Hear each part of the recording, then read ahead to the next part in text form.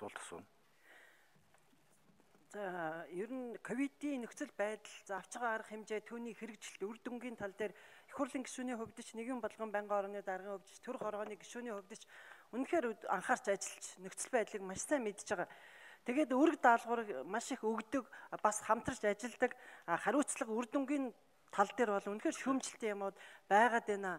Бид нар төр хороон дээр, байнгын хороон дээр ингээд хийчихээ, дид бүтцийг ингээд бэлдээд, за энэ юмнуудаа бэлтгэлээсээ хангаад та нар өөрөө манлайлаад менежерээ сайн хийгээд, менежментээ сайн хийгээд, тэгээд дунд шатаа сайн ажилуулаач гэж хэлдэг. Болж байгаа хариуцлага тооцож байгаа гэж ярьдаг. Гэтэл гах байдгаараа нэгэн шийдвэр гарах болгондоо алдаа гаргаад ах юм аа. Амар сайхан дарга би тантай найз, би бас ажлыг сайн хийх, таныг өөрийнхөө хувь хэмжээнд чадтлаа ажиллаж байгаа гэж би харж байна. Гэхдээ таны энэ гаргаж байгаа шийдвэр удирж байгаа улсын онцгой комиссийн дунд чатанд тэр шийдвэр чинь алдаа гаргаад байна шүү дээ. Та тэгээд түрүү яриад энэ хариуцлага тооцох тухай ярьж байгаа.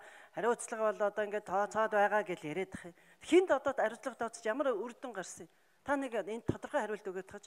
Тэгээд дарга нар өөрсдөө алдаатай мичэд эсвэл нэг ямар ч тэнд нэг тодорхой нөлөөгүй хүнийг хариуцлага тооцсон болоод яваад хат энэ ажил чинь нураад байна шүү дээ. Бидний энд ингэж өгөлж баталсан хууль тэнд төсвөлж өгсөн асар их мөнгө өнөөдөр ингээд буруу замаар урсах юм уу эсвэл үр дүнгүй болоод байна шүү дээ. Одоо ийм байгаад байвал сонгох хэрэггүй гэж би бодож байгаа. Би бол энэ 6 сар сонгохыг нь бол дэмжиж байна. Ягаад гэвэл бас бэлтгэл ажил хийх юмнууд их байгаа.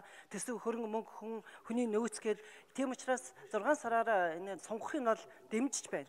Харин цаашдаа энийг бол сонгож болохгүй. Аль ч улс оронд өнөөдөр ковидын ийм тусгай хууль үйлчлээд яваад байгаа юм алга байна. Бид бас хилтэй устаа гадаад дотоод мэдээ үзэж байна. Бас гадаад дотоод улс орнуудаар явж байна. Одоо жишээлбэл бусад улс оронд вакцины хамралтанд сайн хангасан улс орнуудын иргэдийг бол тэгж хөндрүүлээл зочд буудлуудаар дагуулаад бүтэн 3-4 цаг болоод хямраад ингээд байхгүй шүү дээ. Олон орнд тэгж байна, Европын орнууд. Бүр хүндрэлтэй байгаа энэтхэг хар. Өнөөдөр экспо зохион байгуулаад байгаа Дубайг хар. Солонгосыг хар. Ямар ч тийм хүндрэл алга. Гэтэл манад ингээд нэг л аим шиг тийм орж ирээл дэлхий сөнөх гээд байгаа юм шиг тэг хүмүүсийг бөөнөр нь бөөгнөрүүлж харин ч бүр омикроныг буцаагаад олон хүн тусгах гээд байгаа юм хаашаа. Өмнө тэр инх сар ингээд сувлаас анхны корона гарсан шүү дээ. Одоо тэгээд зочд буудлуудад иргэдэг автобусаар бөөнөр нь авч яваад жинхэнэ энэ омикрон чинь бие биендээ халдаад тусчвал юу болох гээд байгаа. Ямар бодлого яваад байгаа энэний цаана. Ингэж болохгүй. Энэ шийдвэрээ би өнөөдөр цуцлаасаа гэж бодож байна. Одоо энэ ковидын хуулийг сонгохоос өмнө энэ нэг буруу зуруу зүйлүүдээ улсын онцгой комисс хуралдаад цуцлаад харин арга хэмжээгээ сайн хийгээч. Тэр хүмүүсээ сайн ажилуулаач. Тэгээ болохгүй байгаа бол тэр юмнуудаа шийдээч.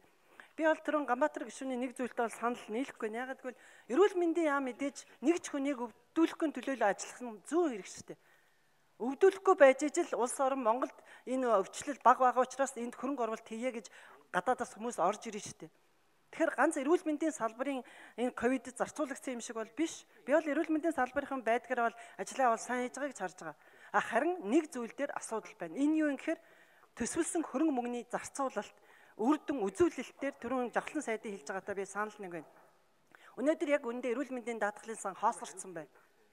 Нөгөө санхүүжилт нь аймаг сумдад очоогүй байна.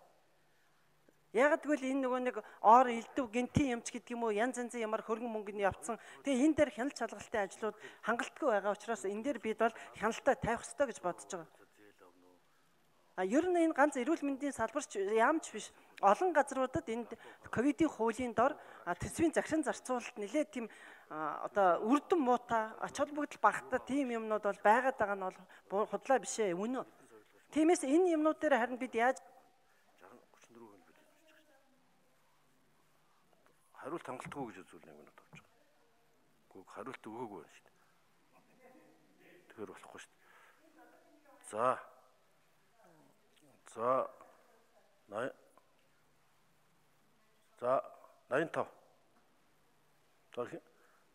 Амар сайхан сайдруулж. Сайн боёнгийн амар сайхан сайдруулж. За энэ хуулийг сунгах зайлшгүй шаардлага байна гэж үзэж байгаа юм аа. Яагаад гэвэл би бүр зориуд тэмдэглэж. Энэ мутацид орсон омикроны хувилбар манай улсад одоо орж ирнэ. Энэ шуурга биднийг тойрохгүй дайрна. Энэ бол орж ирэх хэрэгтэй асар хүнд орж ирнэ гэдгийг би бас давхар хэллээ. Тийм учраас бид одоо цаг алдалгүй бэлтгэлээ хийх хүч нөөцөө зузаатгах, эрүүл мэндийн салбарын эмч ажилтан эмнэлгийн хэрэгсэл, тоног төхөөрөмж, эм тариа, хүч нөөцөө өшөө сайн базаах шаардлагатай.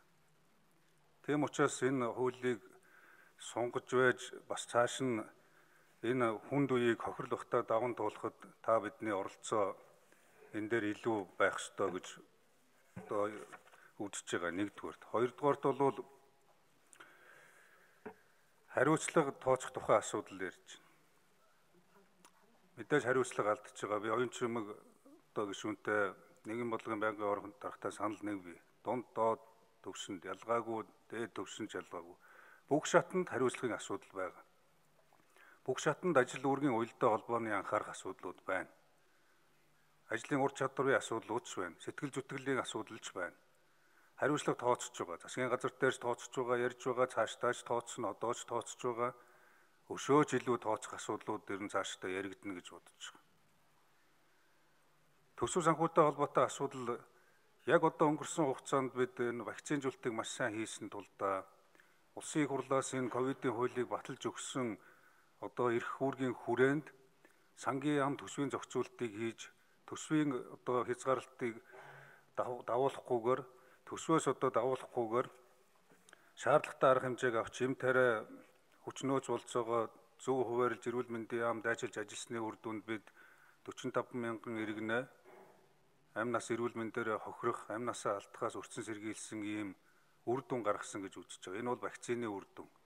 Энэ бол та бидний баталсан одоо энэ хилцэж байгаа хуулийн үр дүн гэж үзэж байгаа.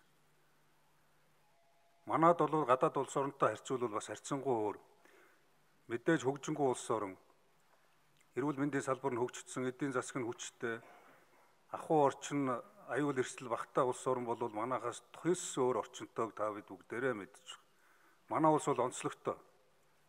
Яагаад энэ 3 өдрийн хорио тогтоож байна, хязгаарлалт хийж байна гэж та бүхэн бас асууж байна. Бас цуцал гэж. Энийг бол цуцлахгүй.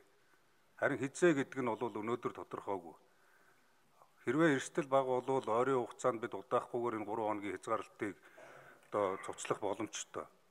Яагаад энэ хязгаарлалтыг тавьж яах гэхээр манай улс орн бусад улс орнуудаас тис өөр гэдэг шалтгаан бол цаг уурын уур амьсгал хэд одоо энэ хүүтэн сэрүүн уур амьсгалтай эрс төрс. Дээрээс нь хүн амын дийлэнх хувь нь архаг хууч өвчнөд байна. Ханаа тамуу ихсэж байна, дэгдэж байна. Дахиад дээрээс нь энэ коронавирусын альфа, дельта, омикрон гэсэн хавсарсан мутацуудтай нийлж ин ханаад томоо хүндрэх юм бол бага насны хүүхдүүд асар олноороо эрсдэлд орно. Хүн ам тэр чигээрээ хүндрэлд орно. Эрүүл мэндийн салбар босч ирэхгүйгээр асуудалд орох ийм хүнд цаг үе биднийг угтаж байна. Тийм учраас энэ эрүүл мэндийн салбарыханд бид анхааруулж байгаа. Бэлтгэлээ маш сайн хий. Зохион байгуулалтаа улсын онцгой засгийн газраас одоо хийх тал дээр бас шаардлагатай бүх асуудлуудыг шийдвэрлэж За энэ ч юм гүшүүнд бодлоо. Амар сайхан дарга их хурлын гишүүд тойргоор явдаг, хот хөдөөгөө гэр хороолоор явж байгаа учраас нөхцөл байдлыг маш сайн мэдж байгаа. Дээрэс нь бид түрүү хэлсэн бид хилтэй устдаа дэлхийд дахинд ямар юм болж байна, ямар арга хэмжээ авч байна, хаана яах вэ гэдгийг ч мэдж байна. Тийм учраас мэдэхгүй юм ярьж байгаа юм шиг та энд битээ хичээл заагаад байна. Хоёрт нь би хэлээд байгаа ковидын хуулийг сунгахыг дэмжиж байна. Энэ угаасаа сунгах нь зөв. 6 сараар сунгаад бэлтгэл ингээд базаагаад явах нь зөв байна. Харин зохион байгуулалт төсвийн зарцуулалт хоёр дээр сахилга бат алдагдаад байгаа нь өөрөө их хурл засгийн газар тэгээд Монгол төрийн нэр хүндийг унгаагаад байна штэ. Энэ дээр арга хэмжээ гэдгээ яаж авах юм бэ? Яаж зохион байгуулалтаа байх юм бэ гэж би танд хэлээд байна л да. Тэрнээс эрүүл мэндийн салбарынхан бол үнэхээр сайн ажиллаж байгаа. Тэр орд дэвсгэр энд ярилтгүй эмчнэр нь өөрсдөө ажиллаад харин яаж энэ хүмүүсийн ажиллах нөхцөл цалин хөлсийн урамшууллыг нэмэх вэ гэдгийг л бид энд ярьж явах хэрэгтэй болохоос ш тэр орын бэлтгэх тухай бүү яриа эдгээр мэдж байгаа өөрсдөө. Би тийм учраас энэ 7-1-ийн 2 заасан арга хэмжээг хэрэгжүүлэхэд нэг улсын их хурлаараа шийдвэр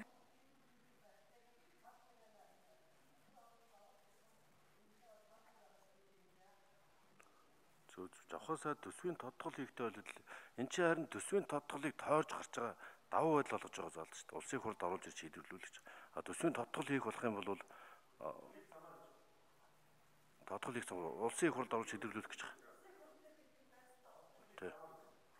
За Дош Дондөгийн гомбот гүш.